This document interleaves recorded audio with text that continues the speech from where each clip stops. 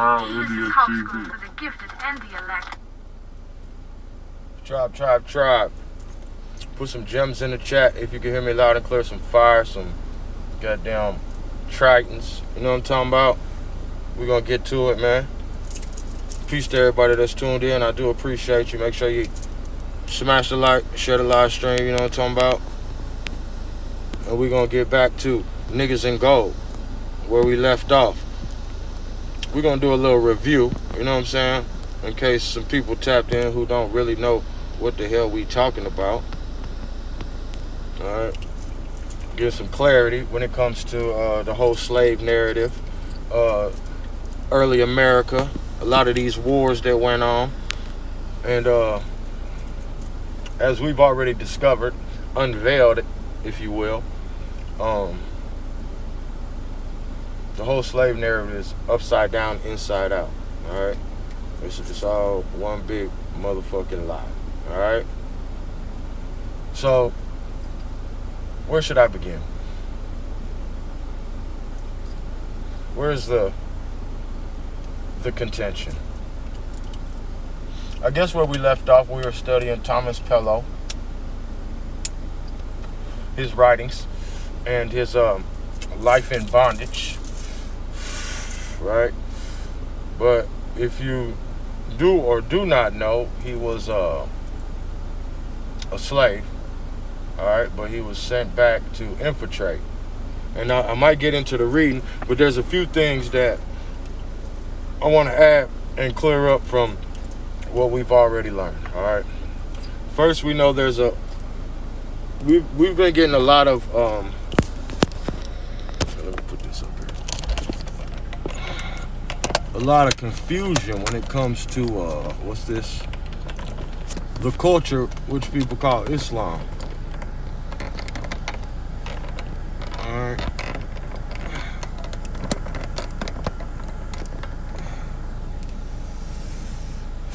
So, to alleviate that confusion, we've been doing, you know, our due diligence to show and prove who we be. You know what I'm talking about? Before I get too far into it, yeah, y'all see that shit.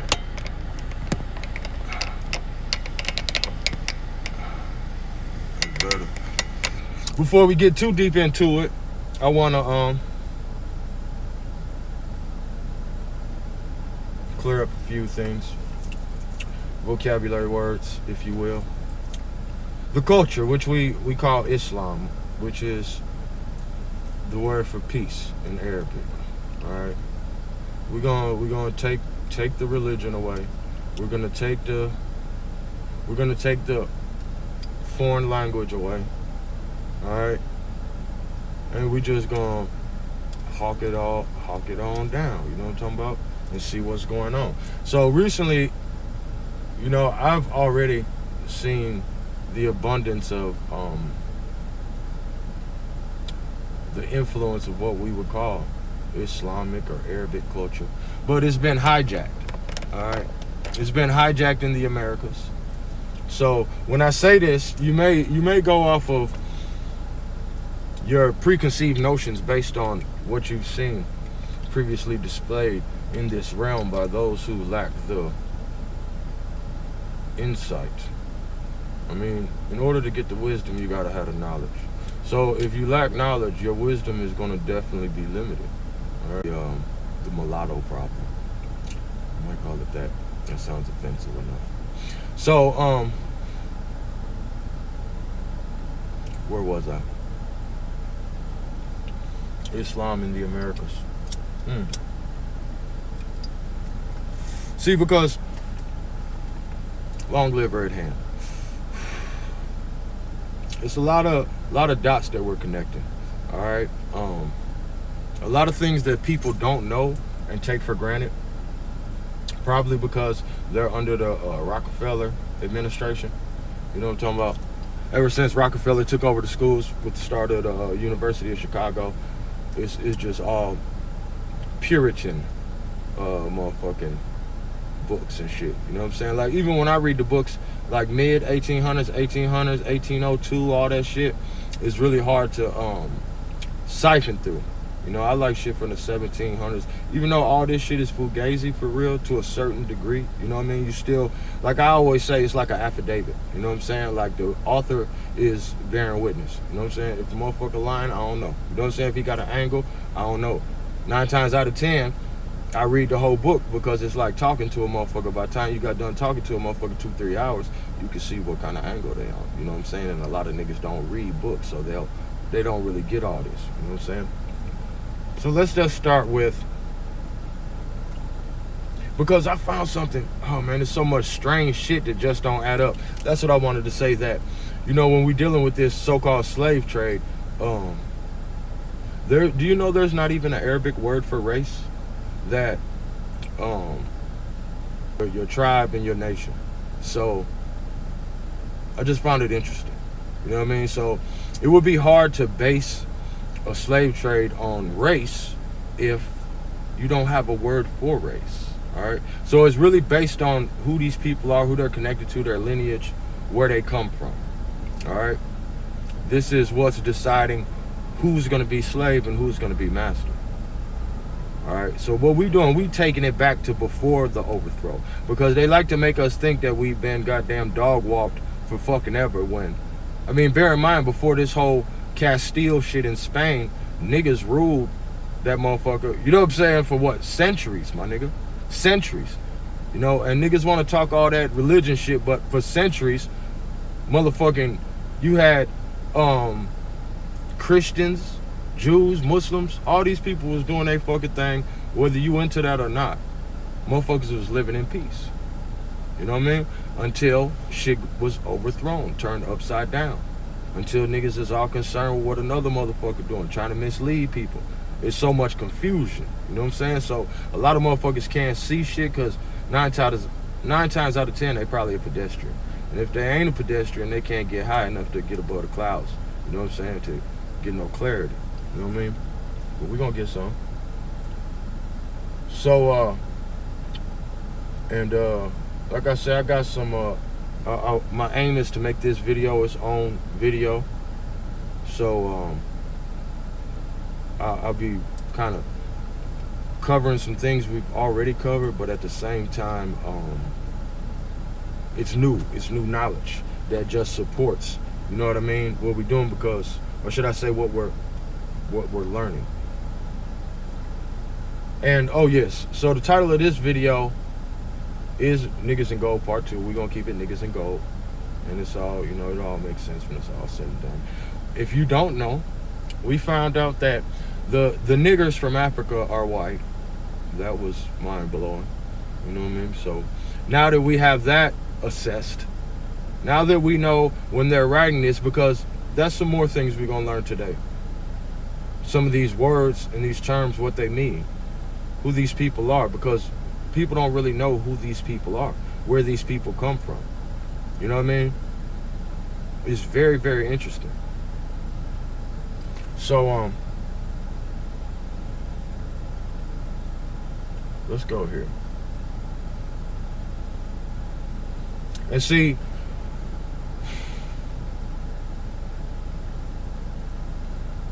let's start here. We'll go the furthest back first, and then we ain't gonna be going over too much time. Like, I want to stay within the little same period around what is this? Let's see, around early 1800s, late 1700s, maybe mid 1700s, because Thomas Pellow is coming from early 1700s when it's 1 million, you know, so-called white slaves in North Africa. All right, 1 million of them. And if you think this is gonna be a whole bunch of stuff you already know, it's not. All right. Let's start here with because we all know about Estebancio, Little Steven. All right, but Little Steven's name is Mustafa Al-Zamori. All right.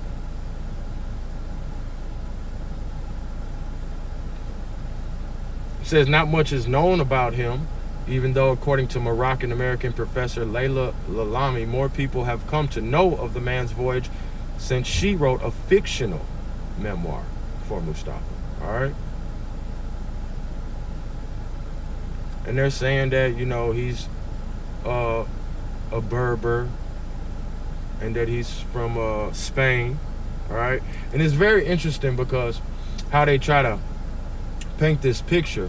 You got the people coming out of Spain and they supposed to be Catholics, but then you saying this nigga is supposed to be a Moor, right? A Muslim, but he coming out of Spain. All right. You say for what quote unquote Moor stood for widened over time, so that between the 6th and 15th century, both the people of the former Roman colony of Mauritania and Middle Easterners, including Arabs, were called Moors by Europeans of the Mediterranean. By the beginning of the 15th century, for specificity, 1492, there's the witchcraft, all right? When the Moor stronghold of Granada fell in the Reconquista, the Europeans were referring to Arabs as Moors, all right? Blah, blah, blah.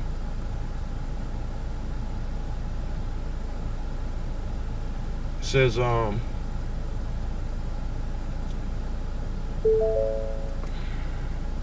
because don't you know, like, it's like weird shit, like the black code, all right, whatever the fuck, Noir, all right. Maybe I'll just go here because we are on part 2. So you have the Pied-Noir, all right, which is French for black feet. All right? They are a people of French and other European descent who were born in Algeria. These people they just gonna be goddamn from the Caucasus Mountains and just claim anywhere they at, I see. The Pied-Noir, French for black feet, yes, I'm gonna read it again, are people of French and other European descent who were born in Algeria during the period of French rule from 1830 to 1962. All right? So this is after the time period of the Thomas Pellow shit we read. All right, the book. And like I said, we'll get into the book, but I just want to go over some key things that you got to understand as you're striving to figure this out. All right. So they were born during the French rule from 1830 to 1962. All right. So, but they're in Algeria, of European descent. All right. So these people are slaves, descendants of slaves. All right.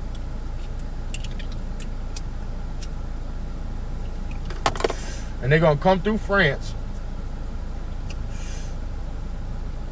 They're going to come through France. And from France, when they get here, they're going to be French. All right? But they ain't French.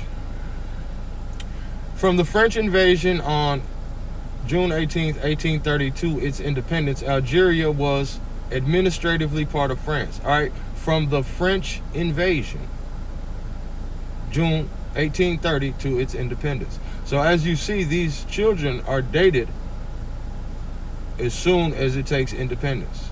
All right. Algeria was administratively part of France. Its European population were simply called Algerians or colonists. They literally call these people colonists, bro.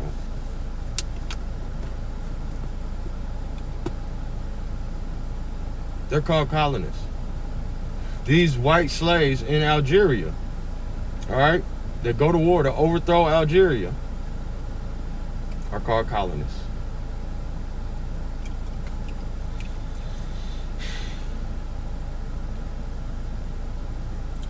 Whereas the Muslim people of Algeria were called Arabs, Muslims, or indigenes.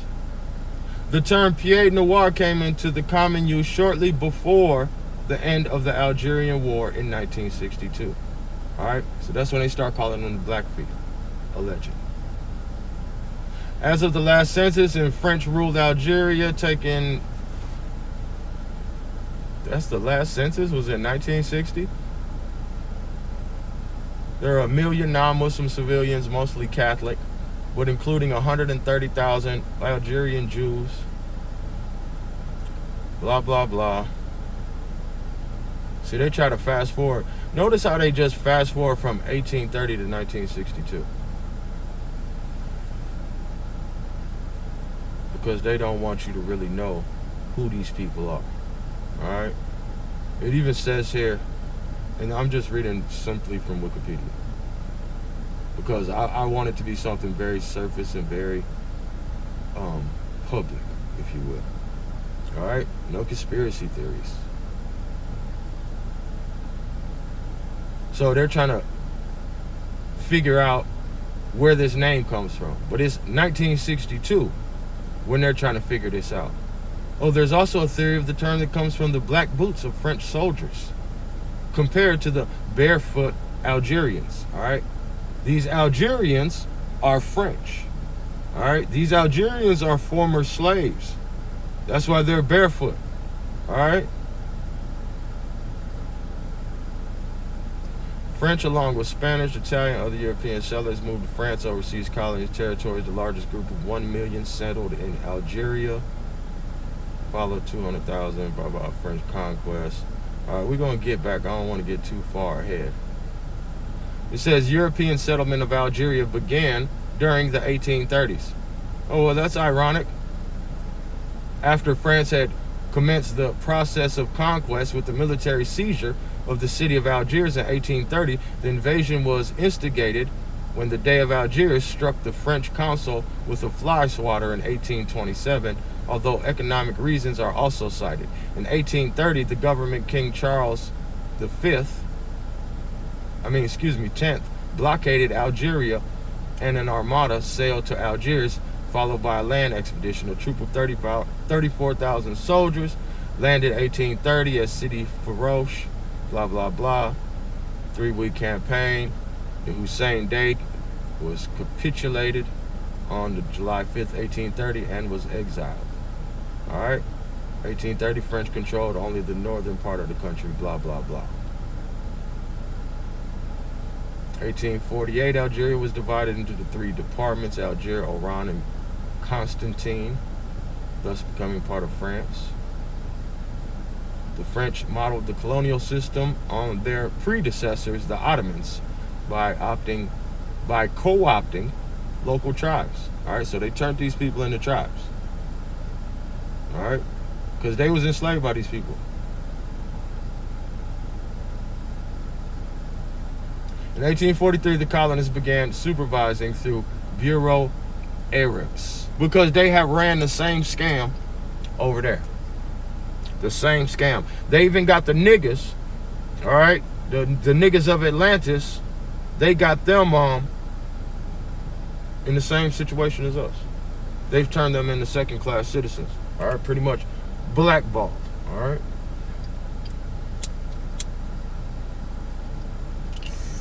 We all know who has the power to blackball you, right? And actually, these women on the screen, these beautiful women on the screen, are actually Arabs. What is it? The Turang people, Tuareng. All right, these are the so-called black people who were the soldiers of this operation. All right, these the G's. So there you have a woman in the 1800s. All right, and then you have a modern day descendant. All right, these are Arabs you're looking at on the screen. That's what they call them, or indigenous. All right, I just want you to pay attention.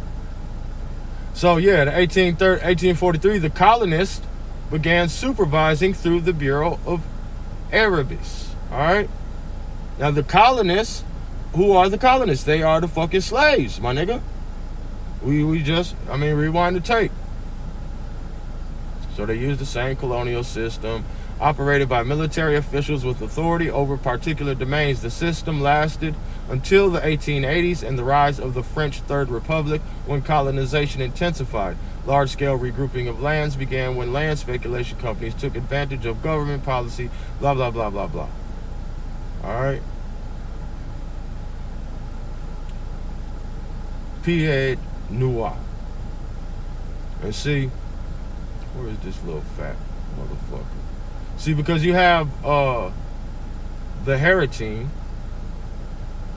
The Haratine that you see on the screen, as they were called, also referred to as Haratine, Haratani, are an ethnic group found in western Sahel and southwestern Maghreb.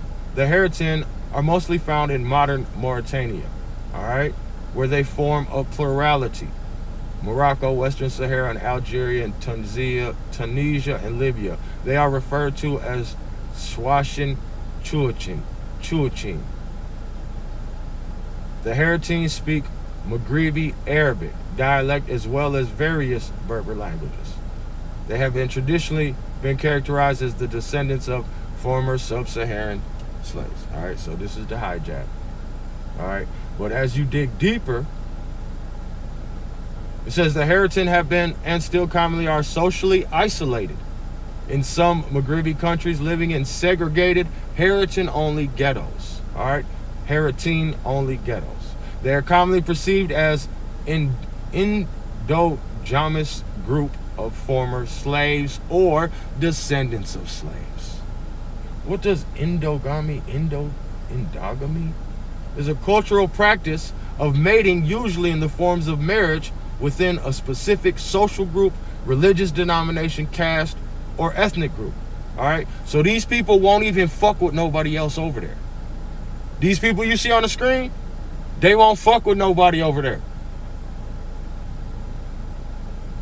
They live in segregated ghettos, my nigga, and they calling these niggas descendants of slaves, bro.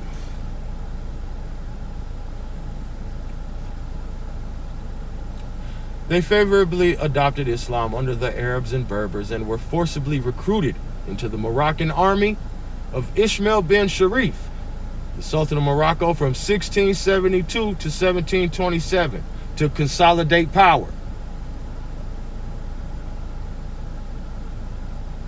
Traditionally, many Haratine have held occupations in agriculture, herdsmen, and indentured workers. The origin of the meaning of the name Haratine is controversial. Some claim that it comes from the Berber word, a harden, referring to skin color, more specifically, dark color. This word is absent from the Arabic language. What? What do these people be writing down, bro? That's gonna be controversial. That some niggas call some shit in Arabic when it ain't no word for that.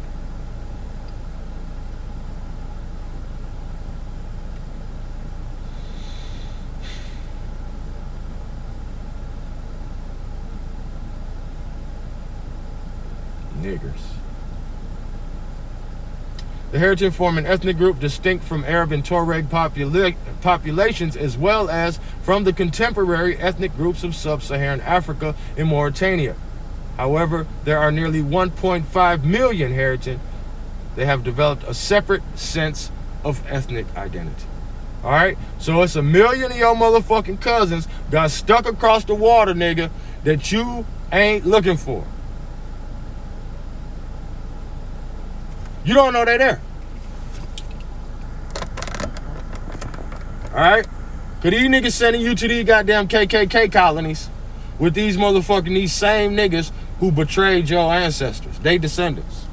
Alright? Same motherfuckers, same plan. Now you know, and we're gonna get to it. Some communities differentiated two types of slaves, one called Abid or slave, and Haratine or freed slave. Wait, what? So now they're freedmen now. Land, all right, they historically survived by accepting a patron-client-serf relationship, either as a domestic servant or as sharecropping laborer, kamasin. So these is the soldiers, all right? It says, in Mauritania, the Haratine form one of the largest ethnic groups and account for as much of 40% of the Mauritanians. They are sometimes referred to as, quote-unquote, black Moors. In contrast to Bedain. Bedain? What's Bedain? Bedain? Oh, that's, quote-unquote, white Moors. All right? So if these niggas don't know about the Bedain, they ain't really kicking no game. Verse 1. The Haritan of Mauritania also primarily spoke Hassaniya Arabic. The Haritan of Mauritania, according to anthropologists, blah, blah, blah. Here they go with all this extra shit. All right. The Hassan monopolized the occupations related to war and politics, the religious roles. The Biden, white Moors, owned property and held slaves. Haritans, black Moors, each of these were immovable castes, endogamous with hereditary occupations, blah, blah, blah. All right, so they pulled the flim-flam on niggas.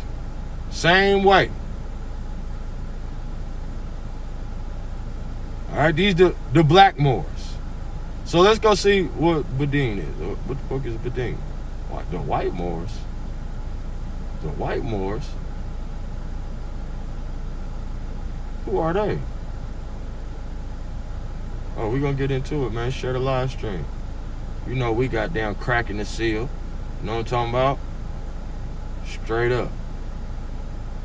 Where these clampets go? These Pied-Noir. These infiltrators. You know I hate that infiltrator tribe. I hate a motherfucking infiltrator, bro. And let me just say, on some real shit, bro, I don't have no problem with the police. Just wear a uniform, my nigga. You know what I'm saying? Be like officer goddamn whatever the fuck channel. Just don't be I don't respect that, bro. You niggas is like YouTube trainees. You know what I'm saying? Like, bro, just be who you represent, who you are, my nigga. Let nigga know who you are. Put your uniform on. You know what I'm saying? You niggas ain't nothing but a whole bunch of cheerleaders. And goddamn, y'all ain't got on your cheerleading outfit. Nigga don't know what's going on. Put your cheerleading outfit on. Let a nigga know you a goddamn cheerleader. Alright? Straight up. You know, that's actually why the culture say, let your beard grow to separate men and women. Alright? Men ain't supposed to look like women. Women ain't supposed to look like men. Or, I mean, this shit has all been figured out. 1,000 years ago, you let a handful of goddamn Nazis and the internet change your whole mind about reality.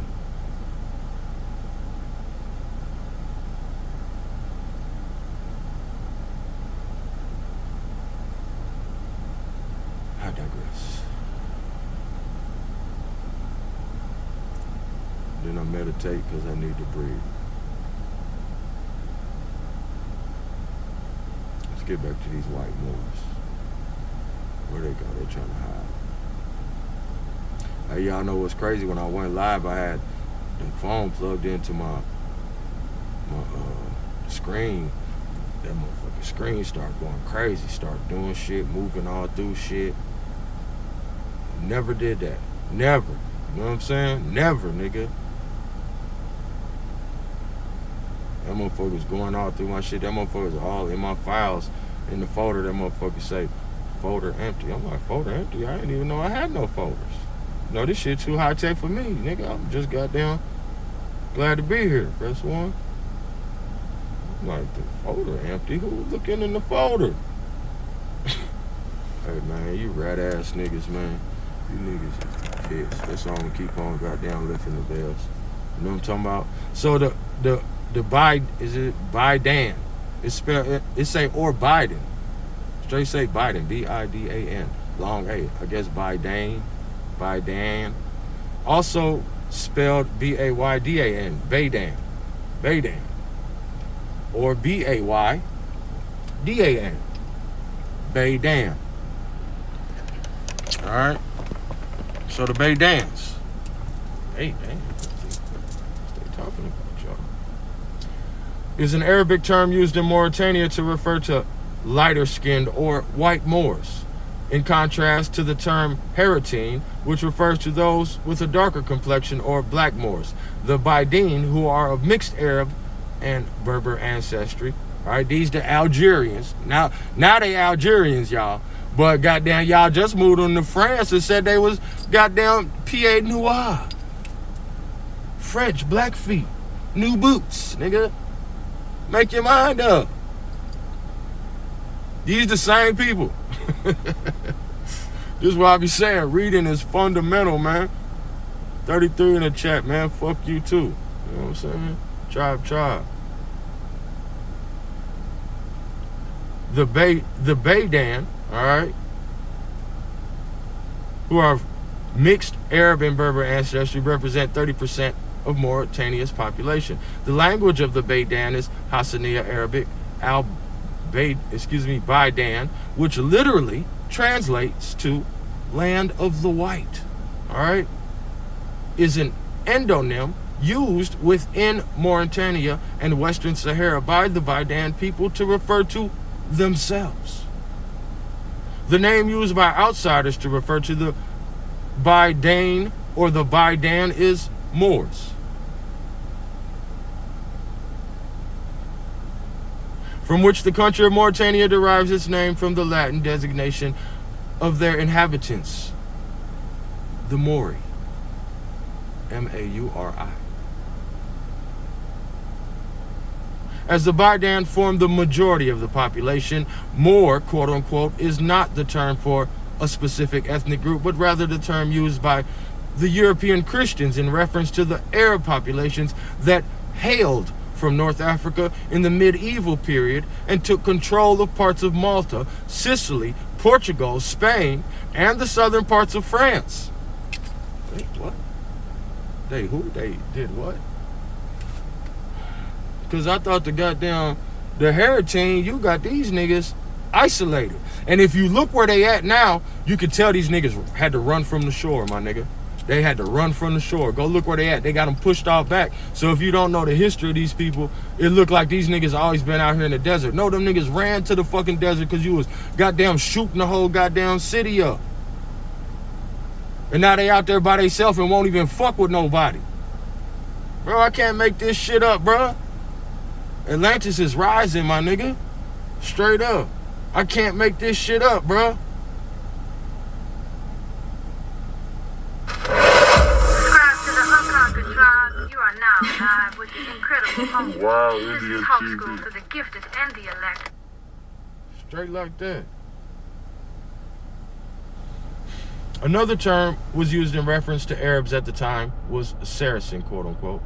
This was largely used to refer to the people of the entire Arab Islamic Empire, mostly used by Italians and other Europeans to the north. The term largely fell out of use after the Middle Ages. All right.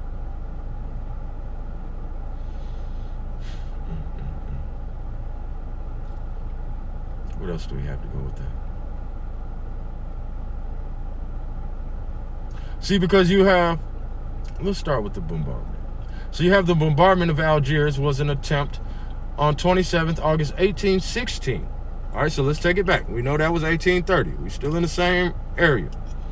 1816 by Britain and the Netherlands to end the slavery practice of Omar Aga, the Dey of Algiers, an Anglo-Dutch fleet under the command of Admiral Edward Pellew. All right, this the nigga. Who shit we read now? Thomas Pellew. All right. Stay with me. First Viscount Exmouth bombarded ships in the harbor defenses of Algiers. 1816. So it's a spoiler alert. All right, this history, nigga. If you ain't seen the movie, sorry. All right. So yeah, these motherfuckers finna go in and they finna go get the slaves. All right. This how it's gonna go down. This is, you gonna understand your Civil War, all that shit, all the way up to the Jim Crow. Because I already got the show and prove all the way to Jim Crow. All right, so I got another one I'm gonna drop after this, and that's gonna be after the overthrow. Like I said, it was an overthrow, a coup d'etat, and this is the motherfucking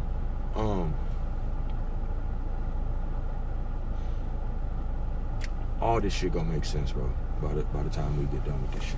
All right. After the next video, it's all making sense to you now if you're learned. If you really are learned. All right.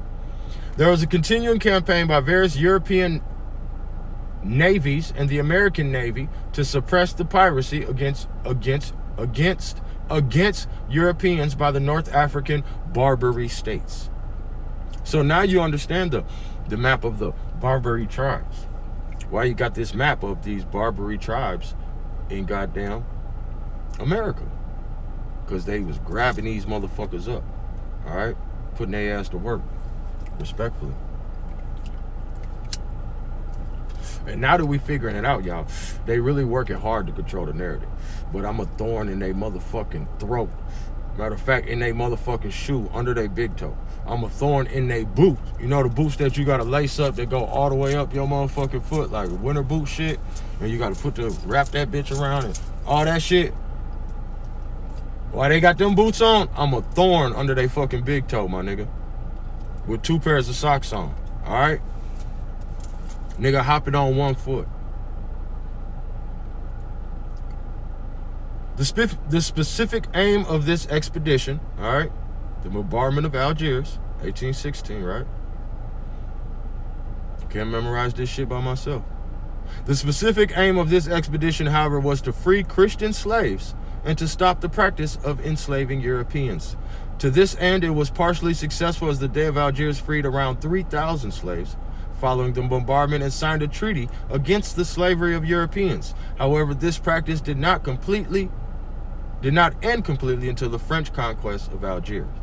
All right, so that's what, 1830. All right, so it still took them 15 years. Following the end of the Napoleonic Wars in 1815, the Royal Navy no longer needed the Barbary States as a source of supplies for Gibraltar and their fleet in the Mediterranean Sea. The freed Britain to exert considerable political pressure to force the Barbary States to end their piracy and practice of enslaving European Christians. In early 1816, Exmouth undertook a diplomatic mission to Tunis, Tripoli, and Algiers, backed by a small squadron of ships of the line, to convince the Deys to stop the practice and free the Christian slaves. The Dey of Tunis and Tripoli agreed without any resistance, but the Dey of Algiers was more recalcitrant, and the negotiations were stormy. Blah, blah, blah. Exmouth believed that he had managed the negotiated treaty to stop the slavery of Christians and return to England. However, due to confused order, Algerian troops massacred 200 Corsican, Sicilian, and Sardinian fishermen who were under British protection. All right. Just after the treaty was signed, this caused outrage in Britain and Europe, and Exmouth's negotiations were seen as failure.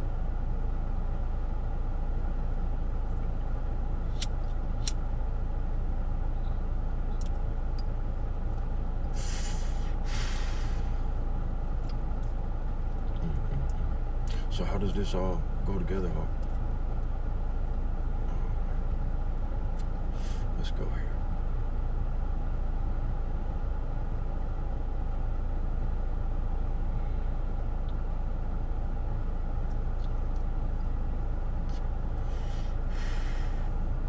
This shit is like documented, all right?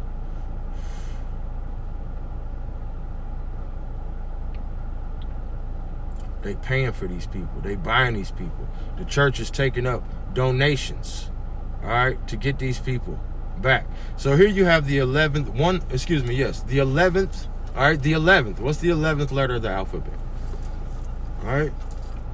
What is the 11? What are the 2 pillars? What is that about? What is that? What is the French word for house? All right? Whose house do you belong to? And once you get your own, once you done conquered us in a certain realm, then you get to have your own castle, all right?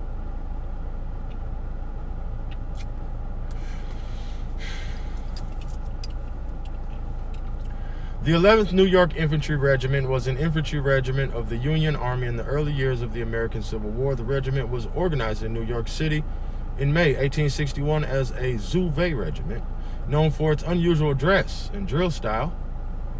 by Colonel Elmer Ellsworth, a personal friend of U.S. President Abraham Lincoln. Drawn from the ranks of the city's many volunteer fire companies, the unit was known alternatively as Ellsworth Zouaves, 1st Fire Zouaves, 1st Regiment New York Zouaves, and U.S. National Guard. The unit was among the first to occupy the territory of Confederate states when it captured Alexandria, Virginia on May 24th, 1861. It's quite a time later, isn't it, y'all? Let's see what a Zouave regiment is. Zouave were a class of light infantry regiments of the French Army, serving between 1830 and 1962. Well, you don't say. Wow. So you got all these new French soldiers at the same time? You got all these new French citizens at the same time? You done took over the goddamn port?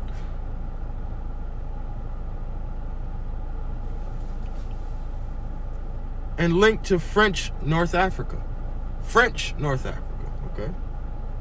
Not to be confused with dirty feet, white nigger slaves. As well as some units of other countries modeled upon them, the Zouaves were among the most decorated units of the French army. It was initially intended that the Zouaves would be a regiment of Berber volunteers. Oh, they're Berbers now. I thought they were French. Are they Arabs? Oh, what a tangled web we weave when first we practice to deceive.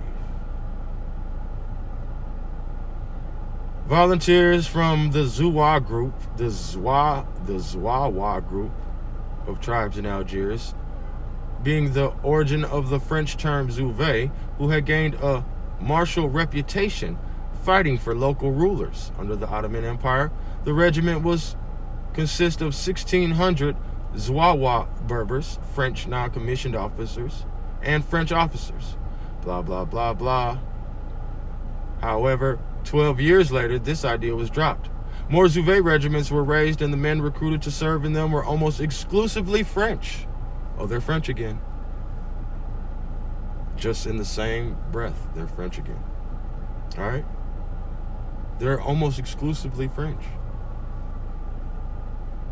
Or people of French descent born in French Algeria, and it has, in parentheses, Pied-Noirs. It sounds so much better than dirty feet, don't it?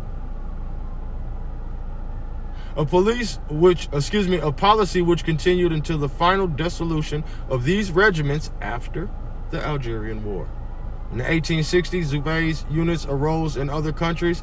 The papal Zouaves, all right, were organized by some French fuck, a former commander of North African Zouaves, while a former Zouave sergeant, Francois Rochebrune, organized the Polish Zouaves of Death. The Polish Zouaves of Death? The fuck? So you done got the slaves, freed them, and turned them into little mercenaries with red hats.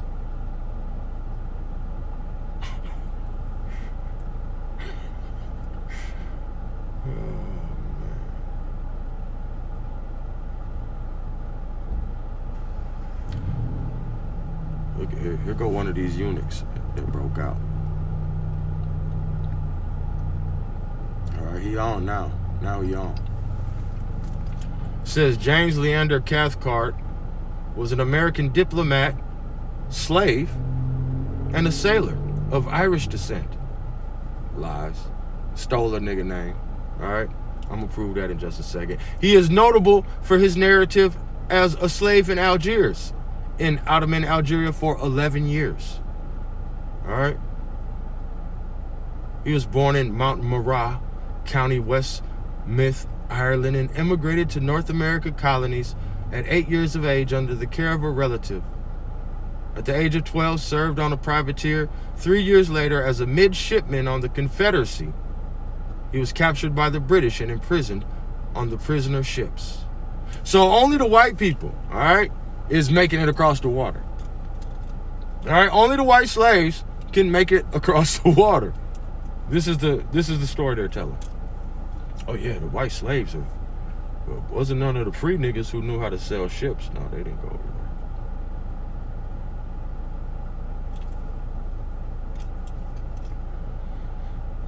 3 years later, as a midshipman on the Confederacy, he was captured by the British and imprisoned on the prisoner ship, the Good Hope, in Jersey, from which he escaped in 1782.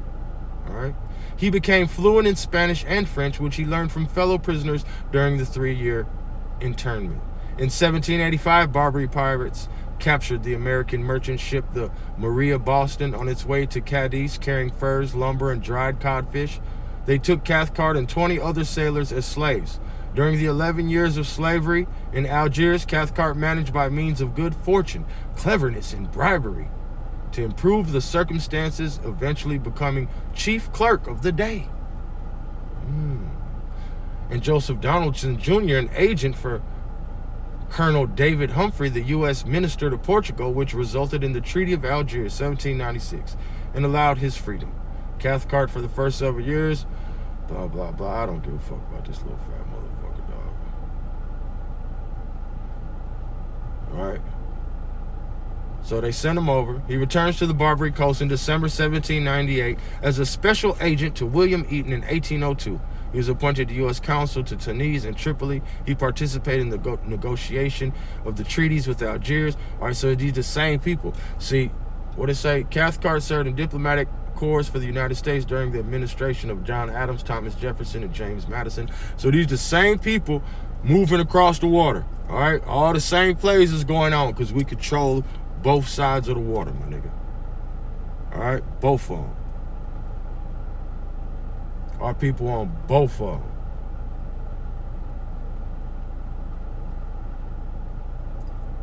Let's go back. It's just one of the little, you know what I'm saying, motherfuckers. You can go look them up, all right? There's some screenshots. Let me see. It was some shit I found. I'm like, what the fuck?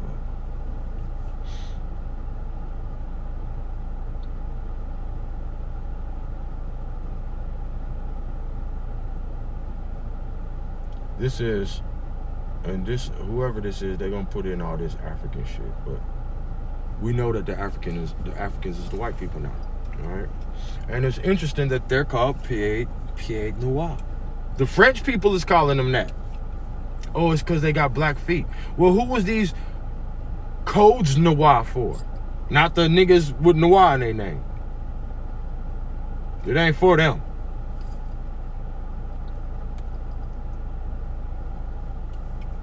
They done turn everything upside down. It says free people of color held a number of occupations, including carpenters, shoemakers, seamstresses, laundresses, retailers, blacksmiths, gunsmiths, and wig makers, and executioners, to name a few.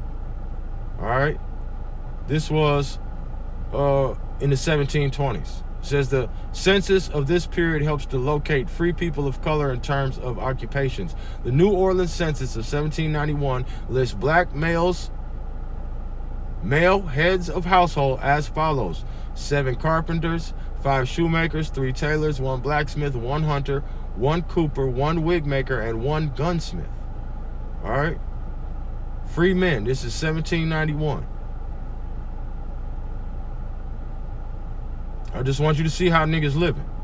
What it say? Demographically, the free African and African American population of New Orleans never increased during the Spanish reign because of the economic opportunities and growth which occurred during the late and 18th and early 19th centuries. As a result of increased economic opportunities, many people of African descent were able to hire themselves out in order to make money and obtain cartes de libertad, or manumission papers, which in turn increased the free black population.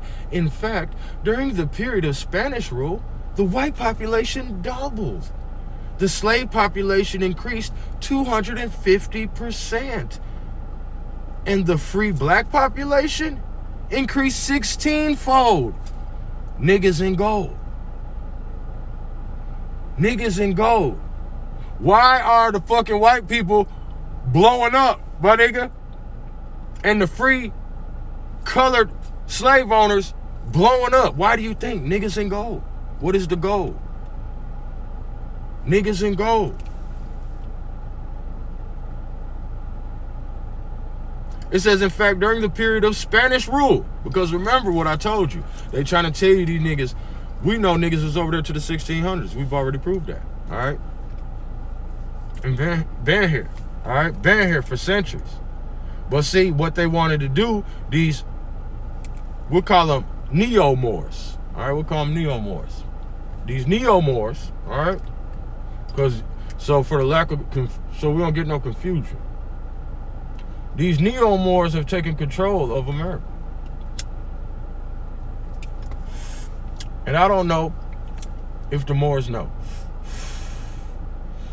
It says, in fact, during the period of Spanish rule, the white population doubled, the slave population increased 250%, and the free black population increased 16-fold, even though they were undercounted. This growth was not only beneficial to the free black population, but to the Spanish crown as well. As Hanger states, the crown fostered the growth of a free black population in order to fill middle sector economic roles in society, defend the colony from external and internal foes, and give African slaves an officially approved safety valve.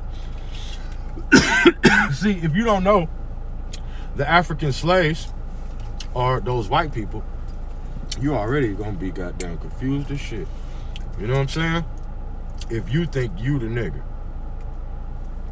What else is this that I found interesting? Especially one that has been colonized by a new, okay, this is talking about the colonists, all right?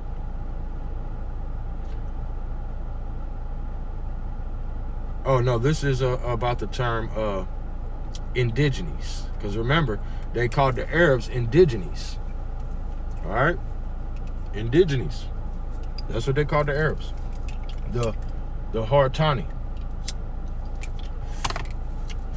the soldiers. All right. It says, however, the term has no strict definition and can be used to describe a variety of people and cultures.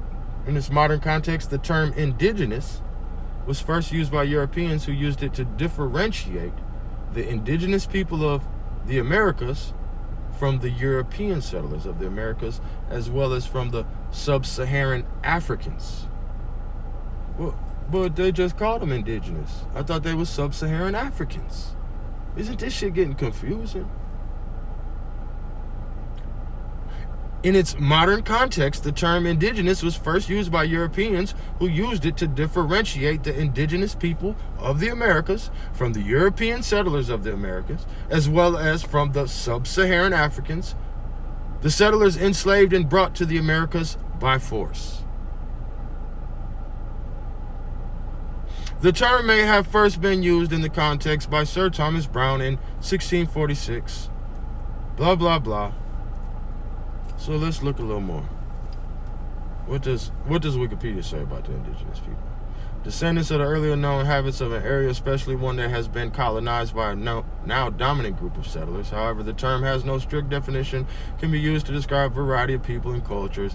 In its modern context, the term indigenous was first used by the Europeans who used it to differentiate. Yeah, we read that already. In 1646, who stated, although in many parts thereof there be present swarms of Negroes serving under the Spaniard, yet were they all transported from Africa since the discovery of Columbus and are not indigenous of proper natives of America? I don't know. When did people start using the word indigenous? It says the word indigenous comes from the Latin indigena, meaning a native, and was developed in the mid-17th century English to carry the meaning it now holds.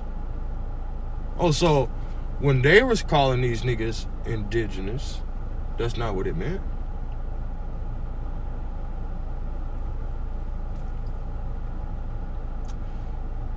Here's a little, this is from the American Society of the Ethnohistory Conference, all right? Blackfoot, red bones, brass ankles, and Pied-Noir, colorful identities, creative strategies, American Society of Ethnohistory Conference, Santa Fe, New Mexico, all right, 11/18/2005, and it is from Carol A. Morrow, professor of anthropology, Southeast Missouri State University, all right, for all you boule ass niggas. Over the years, I have had a number of African American students identify themselves as having Native American heritage. Occasionally, they claim descent from the Blackfoot tribe, but they always have a Southern heritage. Most students don't know much more than just the term Blackfoot.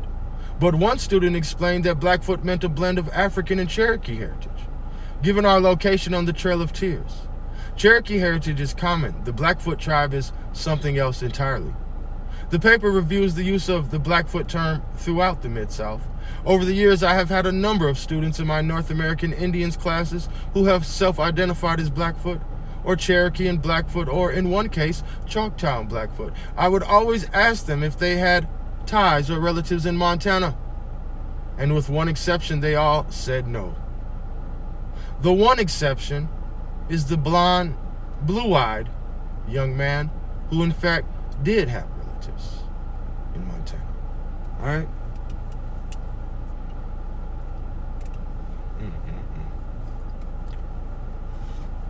I want you to, this is our word for today, all right? Mosquitoes. It's probably backwards. It's Mezquita.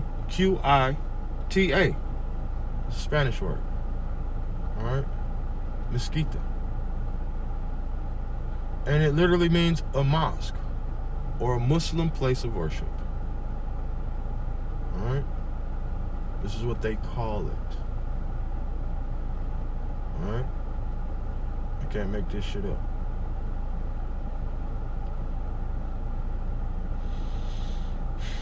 So I was just reading some shit with the goddamn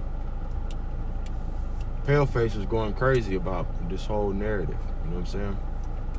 And because they mad about who trying to take control of it.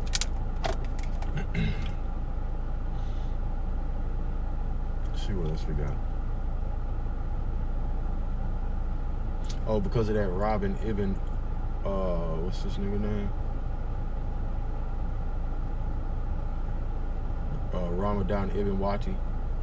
Supposed to be able to be traced back to 1866, all right?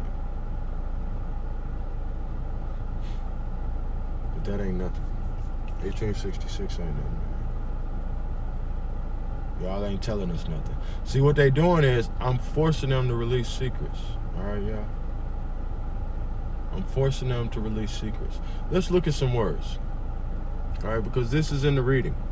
So, Kaffir, Kaffir, this is according to Etymology Online, 1790, is quote-unquote an infidel. Earlier, and also Kafri, 1670s, from Arabic Kafir, unbeliever, infidel, impious wretch, with a literal sense of one who does not admit the blessings of God. From kafara, to cover up, conceal, deny, blot out. Technically a non-Muslim, but in Ottoman times it came to be used there almost exclusively as the disparaging word for quote-unquote Christian. It was also used by Muslims in East Africa of the pagan black Africans. English missionaries then picked it up as an equivalent of heathen to refer to the Bantus of South Africa in 1731, from which use in English it came to generally mean South African black, regardless of ethnicity, and to be a term of abuse at least since 1934. All right? And the reason I brought that up, because when you look up the word infidel, all right, do the etymology on that. Because one thing you have to consider in all of this, because it's very tricky. Why aren't they enslaving the Indians? Right? Well, because the Indians aren't infidels. It's against Sharia, the law, all right, of the land at the time. It is against the law to enslave to enslave a man that isn't an infidel. That's very telling, all right? Pay attention. An adherent, all right, infidel is an adherent of a religion opposed to Christianity, from Old French infideli, from infidelis, unfaithful, not to be trusted, unbelieving, all right? Originally, a quote-unquote non-Christian, especially a Saracen, later one who does not believe in religion, disbelieve, is like y'all all over the place. So now you're going to say a disbeliever is the nigga whose language it's in? Also used to translate Arabic kafir, all right, 1520s, which is from the root meaning, all right, to disbelieve, to deny. It says strictly referring to all non-Muslims, but virtually synonymous with Christian. What? Hence, from a Muslim or a Jewish point of view, a quote-unquote Christian, and this is 1530s, all right, as an adjective from mid-15th century of a religion opposed to Christianity, 1520s as rejecting the Christian religion while accepting no other. 1520s is rejecting the Christian religion while accepting no other? So you saying in the 1520s when the Alcades was in Spain, right? You saying that an infidel was a motherfucker who of a religion opposed to Christianity as rejecting the Christian religion while accepting no other.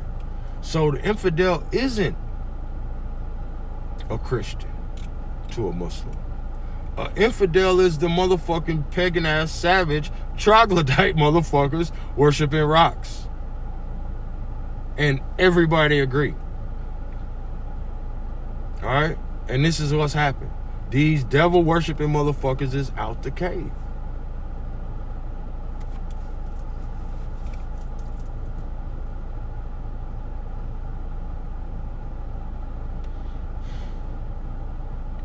Don't forget to subscribe if you're new here.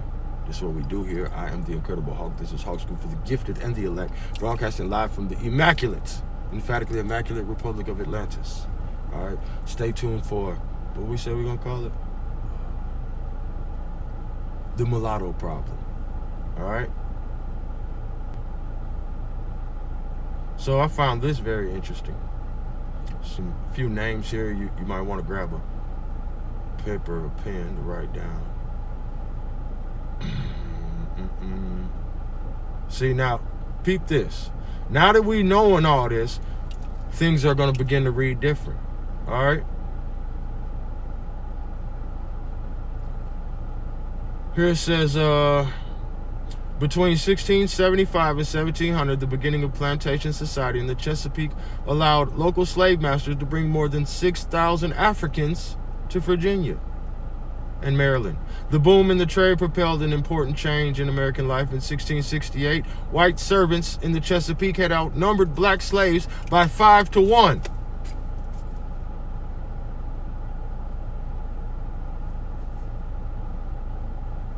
By 1700, that ratio had been reversed. Over the first 4 decades of the 18th century, more Africans came to the Chesapeake between 1700 and 1710. Growing planter wealth led to the importation of another 8,000 enslaved Africans. By the 1730s, an additional 2,000 slaves per year at least came to the Chesapeake. Wow. The first generations of Africans brought to North America were likely to work in the fields alongside and sleep under the same roof as their owners. They also, notes historian Ira Berlin, and many thousands gone, tended to be eager converts to Christianity. They hoped conversion would help them secure social standing. West Africans, brought during the 17th and first half of the 18th century to work as slaves in Virginia, Maryland, and the Carolinas, came from different parts of Africa or from the West Indies. Just say, y'all just moving us around. You moving us around coast to coast. You know why they moving us around coast to coast? Because if they get off in that water, the sharks is going to get them. All right? So that's all they could do is try to sneak some niggas to the island. Old KKK ass niggas, all right? And these old African Methodist Episcopalian ass niggas helping them, because they some undercover demon worshiping ass niggas too, all right? The homies that'll sell they goddamn cousin for a banana, nigga, and a half pint of rum. The rum is coming from here. The rum is coming from here. So if the rum is coming from here and we're not the slaves, who do you think is running the goddamn packages, my nigga? When they bombard Algiers, You think niggas didn't get them no crib set up over there? They balling, flipping these white motherfuckers? Respectfully. They flipping white Africans. Alright? They told you all them Africans was you. No, all them Africans was all them trips of goddamn them white people. Because they grabbing their ass up. Alright?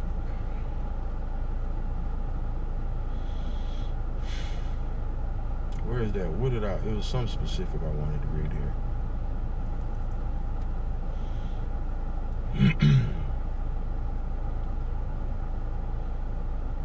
See, this nigga, Ayuba Suleiman Diallo, all right, best known Muslim of 18th century North America. He was of the Fulbe and Islamic people of West Africa. As early as the 16th century, European traders enslaved them, sending them to be sold to America. All right, so they gonna say where he from and all this old shit. All right, he was captured by a British slave trader in 1731. So the British slave trader just, never mind. And eventually sold to Maryland slave owner. An Anglican missionary recognized Diallo's writing in Arabic and offered him wine to test if he was a Muslim. Later, a British lawyer who wrote an account of Diallo's enslavement and transport to Maryland anglicized his first name Ayuba to Job, and his surname Suleiman to Ben Solomon. In this way, Ayuba Suleiman became Job Ben Solomon. In such a fashion, the experience of enslavement and passage to America saw many Arabic names anglicized, Quranic names rendered into something familiar. From Suleiman became Solomon, and so on.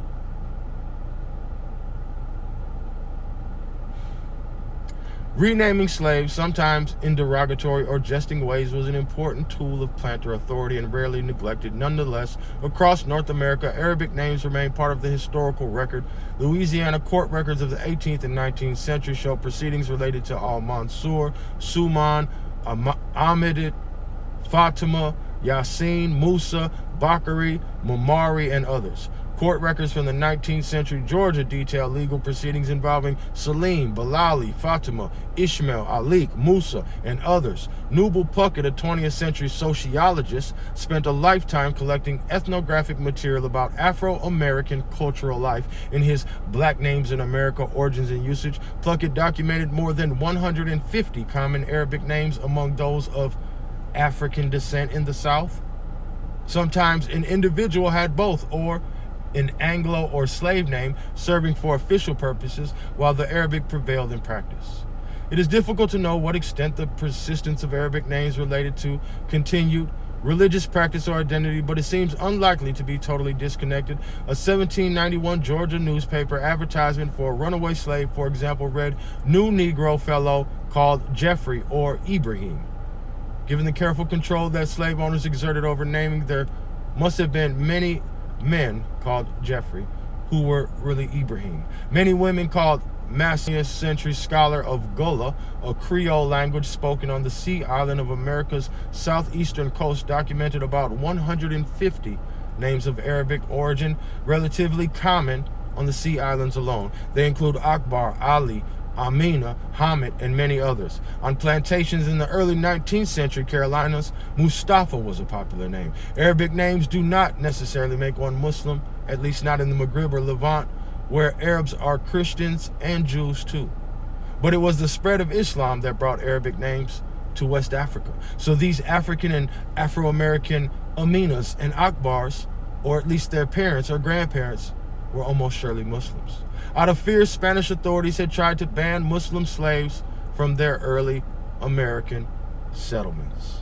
In the more established and secure slave society of 18th and 19th century Anglo-America, some planters preferred them. In both cases, the reasoning was the same. Muslims stood apart, possessed authority, and exerted influence. One publication, Practical Rules for the Management and Medical Treatment of Negro Slaves in the Sugar Colonies, 1803, focused on the West Indies, advised that Muslims are excellent for the care of cattle and horses and for domestic service, but little qualified for the ruder laborers of the field, to which they never ought to be applied.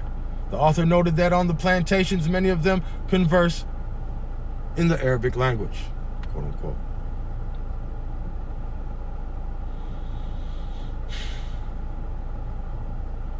He and others cited instances of Muslim slaves siding with the Americans against the British in the War of 1812.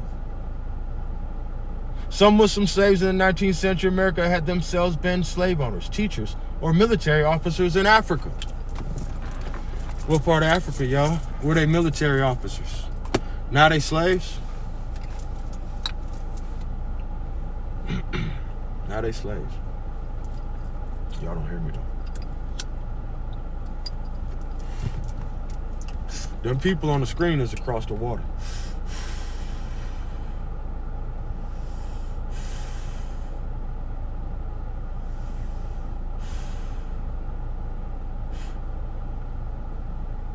It says, Ibrahim Abd al-Rahman was a colonel in the army of his father, Ibrahim Sori, an emir or governor in Fouta Djallon in what is now Guinea. In 1788, at age 26, al-Rahman was captured in war, purchased by British traders, and transported to America.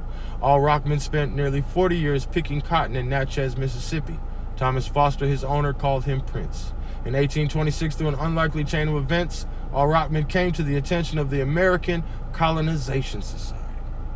This society was organized for the goal of deporting people of African descent to the U.S. back to Africa. Comprised of many of the country's leading philanthropists and some of its most powerful politicians, the ACS combined versions of both white nationalism and Christian universalism. For more than 2 years, the ACS pressured Foster, who finally agreed to free al-Rahman but refused to free his family. In any attempt to raise money to buy his family's freedom, al-Rahman went to the free cities in the northern U.S., where he busked at fundraising events and parades wearing a quote-unquote Moorish costume and writing al-Fatiha, the opening of the Quran, on pieces of paper for donors and leading them to believe it was the Lord's Prayer.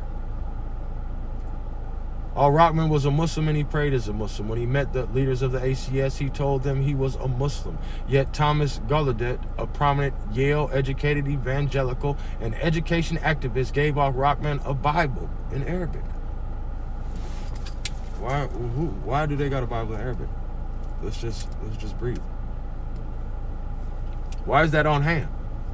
Well, come to find out that these treaties that Thomas Jefferson and all these niggas got with the sultans, with the Days of Algiers, all right, on their way to the come up, once they got all their eunuch infiltrators in line, all right, all of these treaties are in Arabic. Go look at the Library of Congress, wherever the fuck they keeping everything at. The treaties are all in Arabic.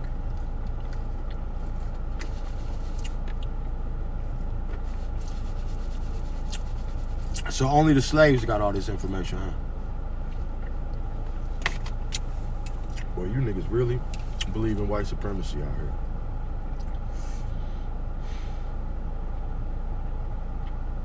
The African Repository and Colonial Journal, the ACS magazine, described how Al-Rahman would become the chief pioneer of civilization to unenlightened Africa. They saw him planting the cross of the Redeemer upon the furthermost mountains of Kong. This in capsule form was the Puritan effect at work. First, Al-Rahman's religion and self-identification was denied. Second, powerful institutions specializing in writing, record-keeping, publishing, and education, essential technical skills in crafting history into the past, acted to misrepresent him. The details of Al-Rahman's story might be unusual, but his experience as an American Muslim facing an Anglo-Protestant monopoly bent on manufacturing a Christian country is not. Islam developed in part to exist above the great linguistic and cultural differences of Asian Africa. Al-Rahman spoke 6 languages. Anglo-American evangelical Protestantism is, by contrast, a younger, narrower religion. It took shape in the culturally circumscribed region of the North Atlantic, and in a dynamic relationship with both capitalism and nationalism, it aims not at transcending heterogeneity, but rather, as Gaulet and Tappan were attempting with Al-Rahman, to homogenize. How many people shared Al-Rahman's basic experience? How many Muslims were there in America between, say, 1500 and 1900? How many in North America? Sylvain A. Diouf is the great historian of the subject, and what is probably a conservative figuring. She writes in Servants of Allah 1998, there were hundreds of thousands of Muslims in the Americas, and that may be all we can say about numbers and estimates. Of the 10 million or more enslaved Africans sent to the New World, more than 80% went to the Caribbean or Brazil. Nonetheless, many more Muslims came to early America than did Britons arriving during the height of Puritan colonization. The high point of Puritan settlements during the Great Migration between 1620 and 1640 saw just 21,000 Britons come to North America. Perhaps 25% of these came as servants, whose Puritan sentiments cannot be presumed. By 1760, New England was home to at most 70,000 Congregationalists, the Church of New England Puritans. All right, so these are your sellout ass niggas to be in the chat. These niggas are some Puritans. That's why you always see the Quakers turn these niggas out. All right. The Puritan effect has excluded much, including the long and enduring presence of Muslims in Islam in America, as well as some of the integrity and poignancy of the Puritan experience on its own terms, distinct from its contributions to U.S. national history. The domination of the Puritan institutions have given colonial New England an outsized role. Over 2 centuries more have changed a great deal, but great 19th century historians such as Francis Parkman and Henry Adams share with their 20th and 21st century successors, blah, blah, blah, blah, blah. One of the most perverse feats of Puritan history writing has been to claim the mantle of religious freedom as some Anglo-Protestant commitment. In fact, Puritans and evangelical Protestants in America have always conjured and persecuted religious enemies: Native Americans, Catholics, Jews, communists, LMNOP people, Muslims, and sometimes especially other Protestants. Neither John Winthrop, Cotton, whatever the fuck. Come on, man, why with all the extra shit? All right, let's just get to it. If there's any religious group who represents the best version of religious freedom in America, it is Muslims, such as Zamori and Al-Rahman. They came to America under condition of genuine oppression and struggled for the recognition of their religion and the freedom to practice it. In contrast to Anglo-Protestants, Muslims in America have demurred the impulse to tyrannize others, including Native Americans. All right? So, of course, they still want to, keep it all separate. So who are these? Who are they? Because they're not the Native Americans and they're not the African slaves, right? So who are they?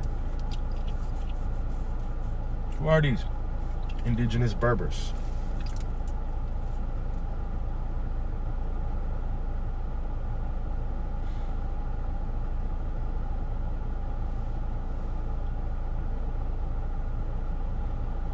How far does it really go back?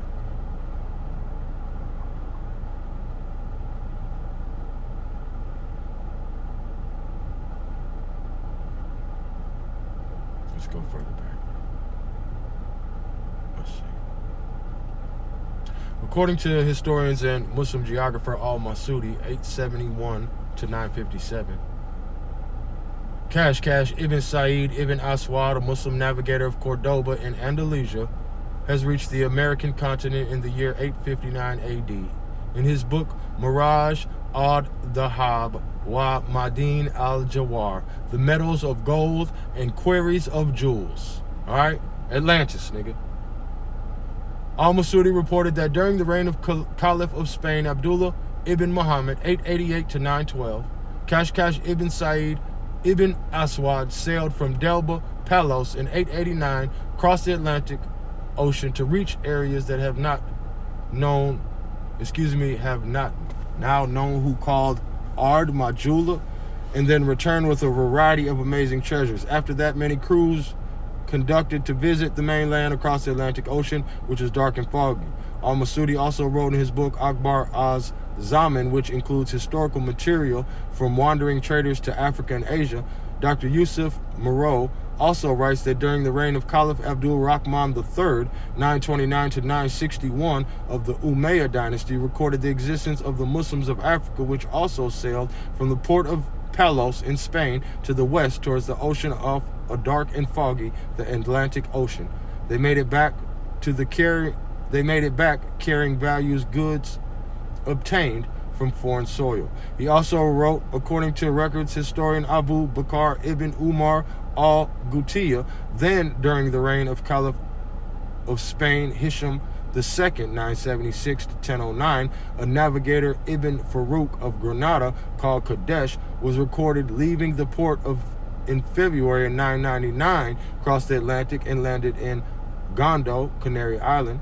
Ibn Farouk went to King Guanarig and then continued to the west until he saw two islands and named is as Capria and Plutenia. Ibn Farouk then returned to Spain on May 999, sailing across the Atlantic Ocean from Morocco. Also noted by explorers Sheikh Zayn Eddin Ali ibn Fadel al-Masanda Rani, his ship departing from Tarfaya, Morocco at the time of Sultan Abu Yaqub Sidi Yusuf, 1286-1307, the sixth king in the Marinid dynasty. His ship landed in the Green Island of the Caribbean Sea in 1291. According to Dr. Maru, this travel notes used as reference by scientists of Islam.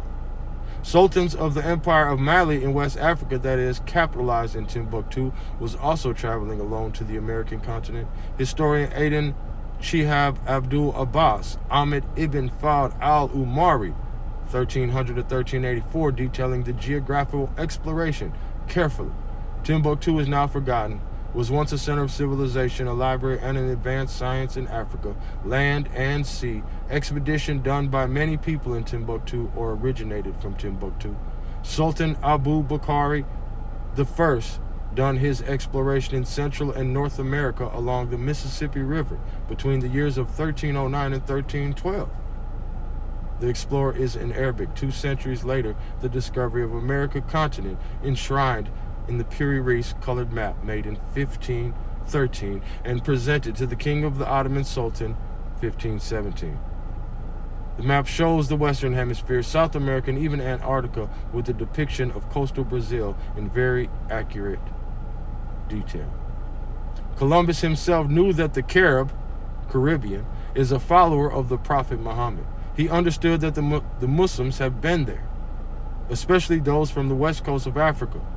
They inhabit the Caribbean, North and South America, but unlike Columbus, who wants to dominate and enslave the American people, the Muslims came to trade and even married the native people.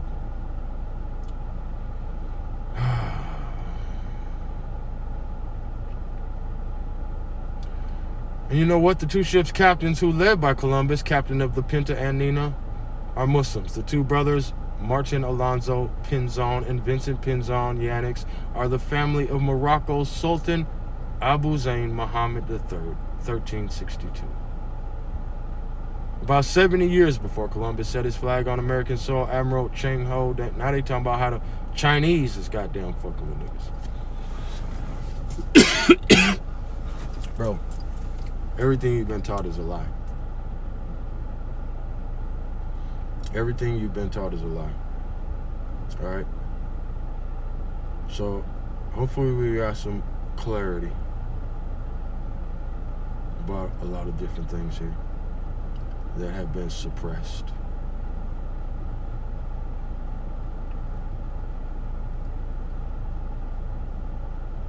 See, so when they overthrew the cities, y'all came here. Now they Christians. Respectfully. I ain't got no beef with them for being a Christian. But they ain't even that. Alright? Because as we learned, an infidel was a straight savage. These people were straight savages. So that wasn't even the perspective. And that's why I say it's funny niggas was over here for hundreds of years and everybody was living in peace. Alright? But then you telling me, goddamn, that the Ak, and see, it's crazy how they say niggas come over here. Well, how the fuck they know they were here? Alright? Because you got to be an apprentice on that ship before you the goddamn captain. I mean, you going back and forth. So ain't no telling which side niggas from. Respectfully, nigga, I'm not trying to paint no picture. But I know these people on the screen look like some people I seen at the store. Press 1. Alright? And they from across the water. These the people. The Haritines.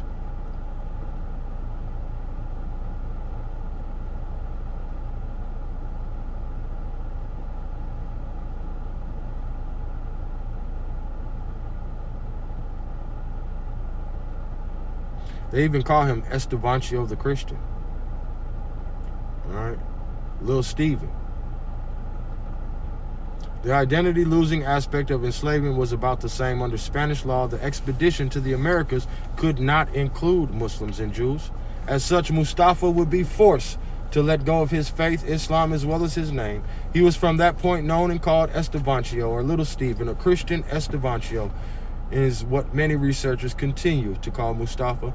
If Estevancio the Christian, isn't how he would have felt about himself, obviously, but that is how the world would have treated him, and it is status he would have been confronted with on a daily basis, and he would have had to find ways to cope with it. Leilani said in an interview, there is also a consequent belief that although he while the Spanish interactors of the New World.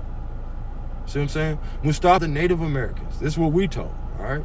Mustafa was recognized for his ability to translate any speech by the Spaniards to the locals, perhaps through signs.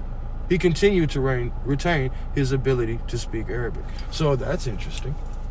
Oh, I guess it was sign language because he could speak Arabic and he could speak to the locals.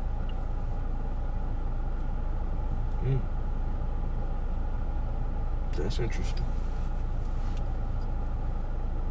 Maybe it was sign language.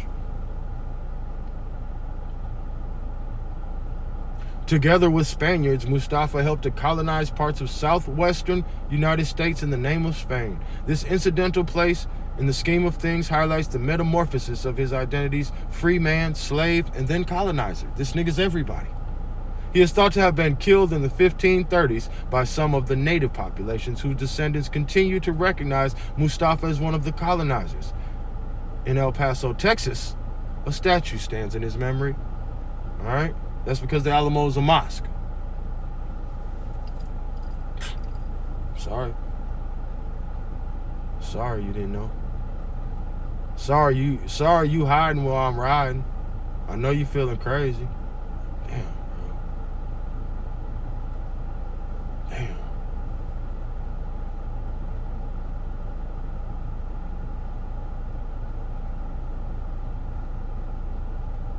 Race encoded into law was affirmed, and continual growth was promoted through the creation of a Virginia law in 1662 that decreed the status of the child follow the status of the mother, which meant that enslaved women gave birth to generations of children of African descent who were now seen as commodities. All right? The law also secured wealth for European colonists and generations of their descendants, even as free black people could be legally prohibited from bequeathing their wealth to their children. At the same time, racial and class hierarchies were being coded into law. In the 1640s, John Punch, now you see all that was just freestyle. 1640s, John Punch, a black servant, escaped bondage with two white indentured servants. Once caught, his companions received additional years of servitude, while Punch was determined enslaved for life.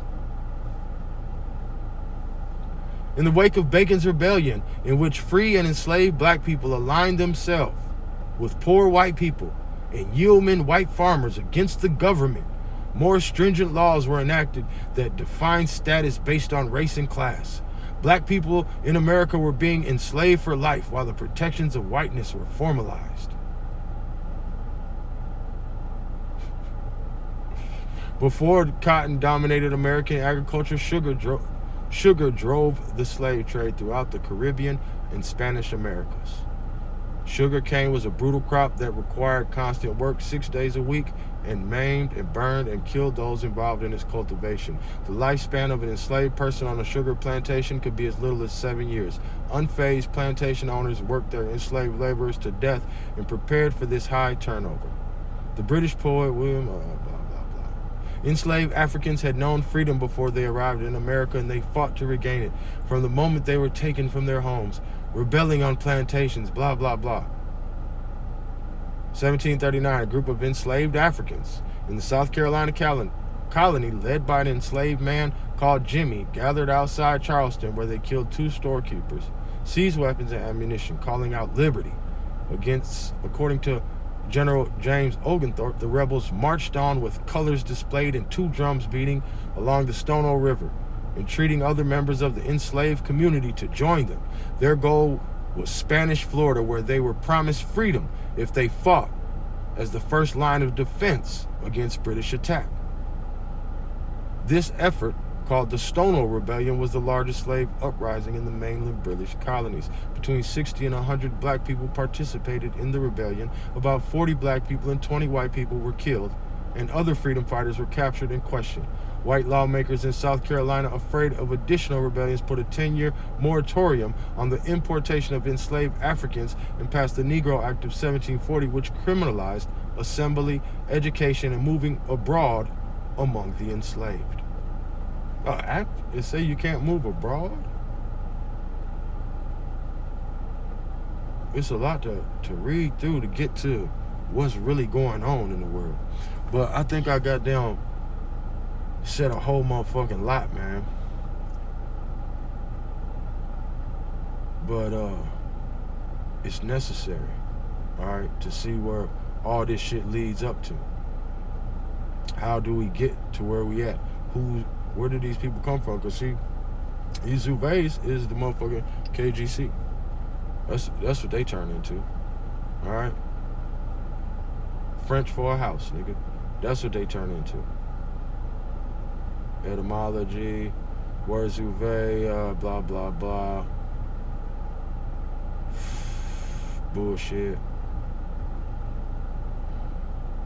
Zouveys of the French army were first raised in Algeria in 1831, all right?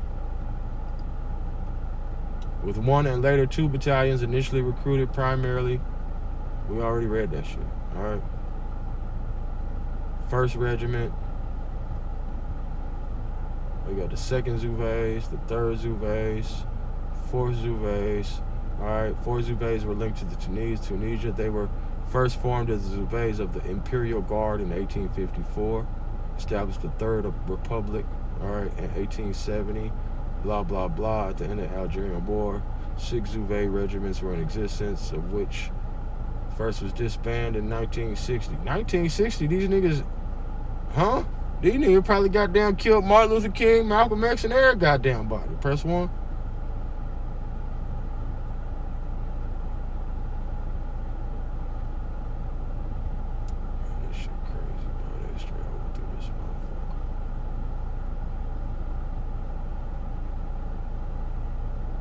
The Zouveys saw extensive service during the French conquest of Algeria, initially at the Musée Pass Action, 1836.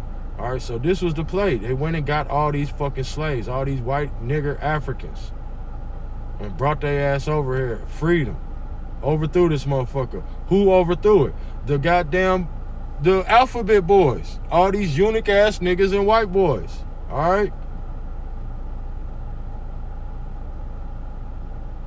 In the opening stages of they going all the way through 1871. French Zouveys. All right, so this is where you getting all that weirdo shit about Islam.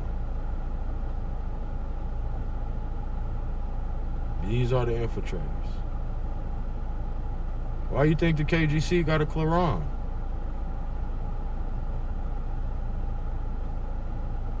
Check this shit out. 1861, President Lincoln issued an executive order calling for 75,000 90-day enlistments to repossess the forts, places, and property which had been seized from the Union. That day, Lincoln wrote Ellsworth asking for assistance in raising a regiment. Ellsworth had blah, blah, blah. All right, so he's going to bring in the Zouveys. Ellsworth's military knowledge came from a lifetime studying military tactics, history, and manuals, and later as colonel of Chicago's National Guard cadets. He probably a goddamn Nazi.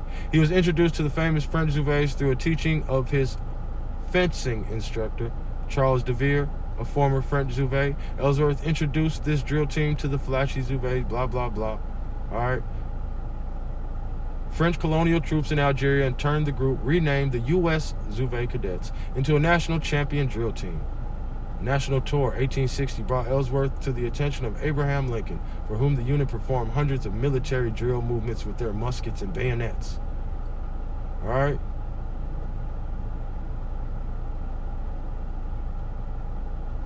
Just wait. So he done gathered them up, right? They got their own little uniforms, all right? They consisted of light gray jackets of Chazur style, dark blue and red trim with gray trousers of a jean cloth material, blue stripe running down the seam, blah, blah, blah. And also received a red fez with a blue tassel. Congratulations.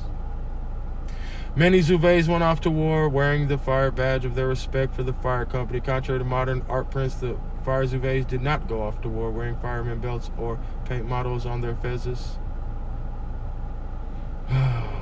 The uniform was issued by the federal government, and to the disgust of the men was not of the true Zouvey style, but an American Zouvey style. The new uniform had a dark blue Zouvey jacket, blah, blah, blah, trimming the sky blue trimming inside the red. Blue fezes with blue tassels were issued to provide greater flair to the uniform, as well as dark blue sash. So they just going through the... I can't make this shit up, bro. All right? So these are the firemen. All right? So I want you to see how this all evolves. A number of havelocks were issued to the regiment before the regiment departed from New York City. Before the Battle of the Bull Run, most of the Zouveys left their jackets in camp due to the July heat. However, all retained their blue and red fezes and their red-blue banded keepis. A number of havelocks were also issued to the regiment before the regiment departed from New York City on April 29, 1861. Its members were reviewed by General John Adam Dix, Ambassador Cassius Marcellus Clay of Kentucky, as well as other members of the city and its fire department. Soon after, they marched through the streets, escorted by 5,000 firemen. Along the way, they received from the fire department a large white flag, all right, to serve as the regimental colors. Blah, blah, blah. So it's all big hoopla, all right? Takeover is happening. It's going down. The regiment arrived Washington, D.C., evening of May 2nd, they completed additional training and performed picket duty through the district. While quartered on the floor of the United States House of Representatives, the enlisted men took it upon themselves to set up a mock session, passing a law, first abolishing the House of Representatives, then the Union, and reconstituting both in the manner of their liking. So as soon as they in here, they playing government. Is you paying attention?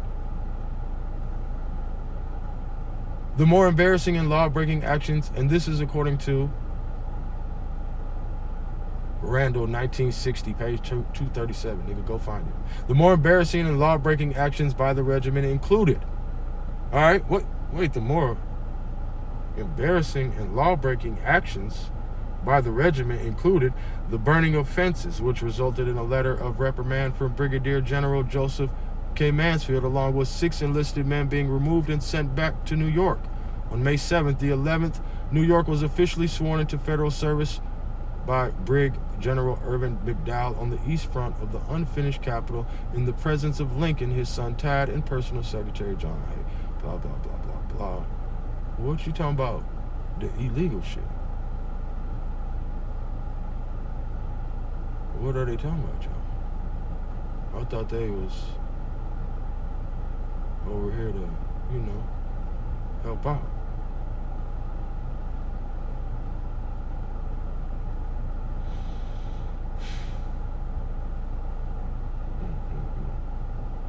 After landing, members of Company E under Captain Leverage were sent to take the railroad station, while Ellsworth, Major Charles, blah, blah, blah, devil, set out to secure the telegraph office. On the way there, Ellsworth spotted a Confederate flag atop the Marshall House Inn. It was the same flag Ellsworth had seen for weeks from the White House during his visit with Lincoln. Ellsworth's group entered the inn and quickly cut down the flag, but they encountered the proprietor, James Jackson.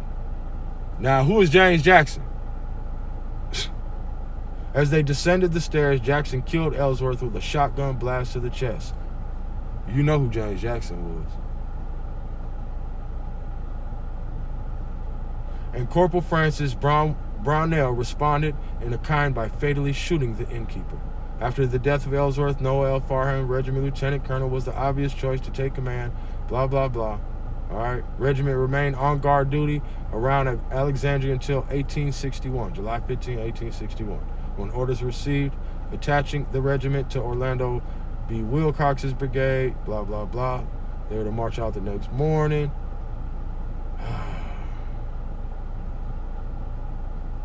These niggas, man. The Zouveys' first major combat experience occurred during the first battle run.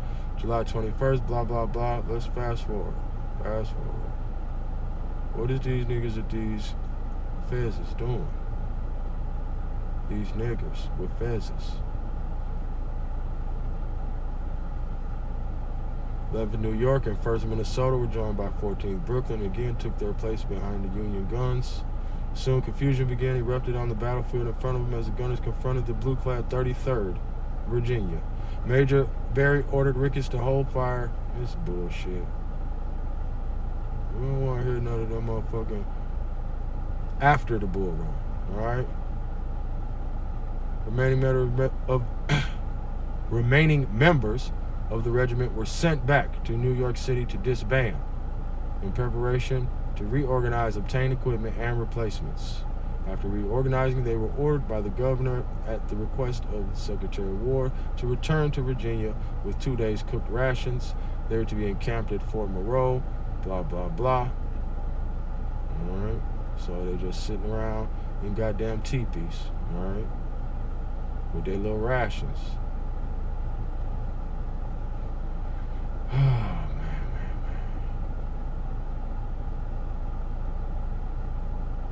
I want to get to the development.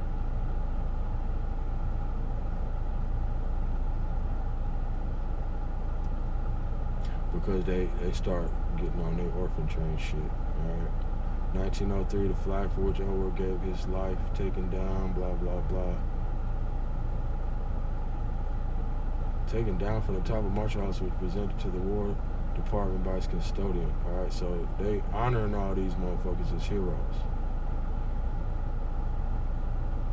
Following Ellsworth's death, all right, the nigga who killed James Jackson, he became the first soldier in the Civil War to be awarded the Medal of Honor. All right, first nigga ever got the Medal of Honor. The Medal of Honor was the nigga who killed James Jackson at the goddamn bar. All right. Following Ellsworth's death, remember Ellsworth and avenge Ellsworth became Union rally cries. 44th New York Volunteer Infantry Regiment was raised by the People's Ellsworth Committee and were known as the People Ellsworth Regiment, or more commonly, Ellsworth's Avengers, under the command of Stephen Stryker, a former lieutenant in the 11th New York. All right. And what's going to happen is all these motherfuckers is coming out of here. All right. New York regiments saw little fighting compared with other well-known regiments such as the 69th, the 20th, the 28th. The 11th New York was often overshadowed by the 73rd. Blah, blah, blah. So where do they go? Where do these white niggers run off to after they burn the shit down?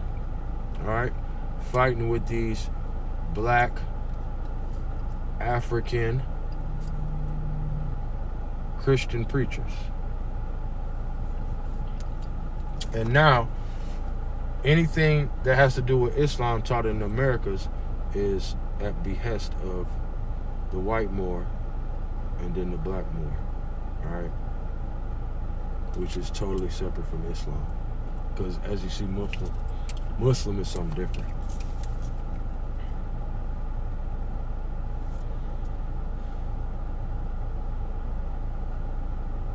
Zamori was here 1500. We just ran the calendar crazy on niggas. You know what I'm saying? Let's see if I can.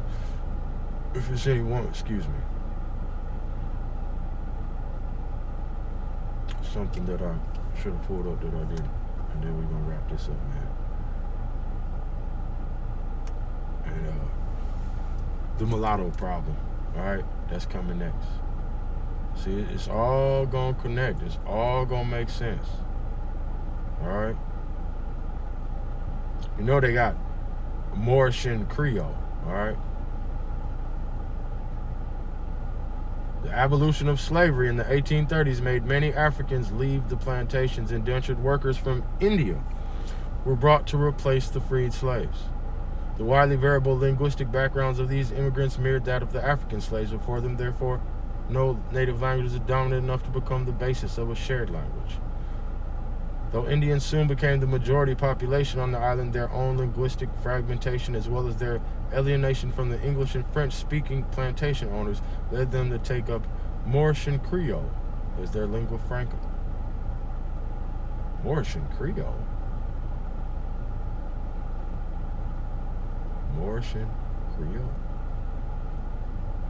But it's Maori, alright? It's spelled M-A-U-R-I. Alright? Because Creole is, or simply Creole, is a stable natural language that develops from the process of different languages, simplifying and mixing into a new form, often a pidgin, alright? With the concept of similar to that of mixed or hybrid languages, blah, blah, blah. Alright? The precise number of Creole languages is not known, particularly as many are poorly attested or documented.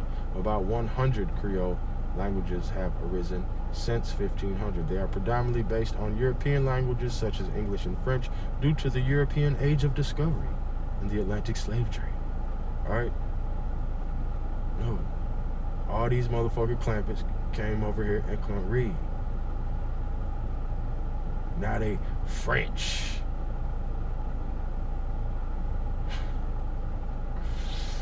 Ooh. Creole, meanwhile, developed in settlement colonies in which speakers of European language, often indentured servants whose language would be far from the standard in the first place, interacted extensively with non-European slaves, absorbing certain words. No, they was this shit crazy. It's all upside down. Alright? English term Creole comes from French cognate Spanish term Criollo, Portuguese Criollo, descending from the verb to breed. What? Originally qualified used throughout Spanish and Portuguese colonies to distinguish the members of an ethnic group who were born and raised locally from those who migrated as adults. Alright. However, in Brazil, the term was also used to distinguish between Negros Criollos, blacks born in Brazil from African slave ancestors, and Negros Africanos, born in Africa. Alright, now that's in, what's that shit, parentheses, whatever the fuck. So they gonna make you think that. You got Negros Criollos, alright, niggas from Brazil, and you got Negros Africanos, them niggas from Africa. Like everybody knows, motherfuckers is from a different place. Like, ain't nobody trying to figure this out. Atlantic Creole languages are based on European language with elements from African and possibly Amerindian languages. Indian Ocean Creole languages are based on European languages and elements from Malagese. All this made up shit, alright? Cause we knew Latin. Like, what is y'all niggas talking about? Like we know Latin now. You know what I'm saying? The shit is upside down. It's all upside down. Where is it, man? Here. You know Latin, nigga. The Latin alphabet, also known as the Roman alphabet, is the collection of letters originally used by ancient Romans to write the Latin language. Alright? Largely unaltered with the exception of extensions such as diacritic forms of Latin script used to write many modern European languages, including English. You don't say. And you know, that's a whole, you could go down a goddamn rabbit hole with that shit on your own time. It's all gonna go back to the Phoenicians, which is niggas, alright? And I don't know if you're familiar with the Latin alphabet or not, alright? This is the Latin alphabet.